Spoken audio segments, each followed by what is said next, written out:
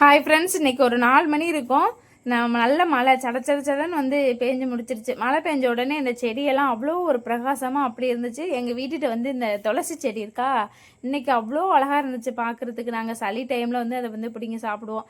இன்றைக்கி வந்து மதியம் வச்சா புளி ரசமும் அதுக்கப்புறம் வந்து உருளைக்கிழங்கு வறுவலும் வந்து இருந்துச்சா, சரி நைட்டுக்கு சாப்பாடு மட்டும் செஞ்சுக்கலாம் அப்படின்னு விட்டுட்டேன்.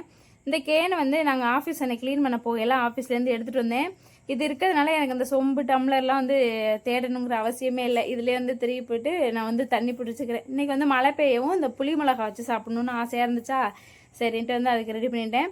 அது வந்து எண்ணெய் ஊற்றி கடுகு போட்டு அப்புறம் வெங்காயம் தக்காளி எல்லாம் போட்டு நல்லா வதக்கிட்டு பச்சை மிளகாய் வந்து நல்லா நெட்டு வாக்கில் வந்து கட் பண்ணி போட்டுட்டு நல்லா வந்து வதங்கினோடனே கொஞ்சம் உப்பு சேர்த்துட்டு அதுக்கப்புறம் வந்து இந்த புளி தண்ணியை வந்து ஊற்றணும். அப்படின்னா அது கொதித்து வற்றினோடனே ரெடி ஆயிரும்.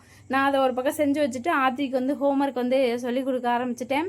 ஆர்த்திவி இப்போலாம் வந்து ஹோம்ஒர்க் வந்து சூப்பராக வந்து செய்ய ஆரம்பிச்சிட்டான். அவனே ஸ்கூல் விட்டு வந்தோடனே வந்து ஹோம்ஒர்க்குன்னு தான் சொல்லிட்டு வர்றான்.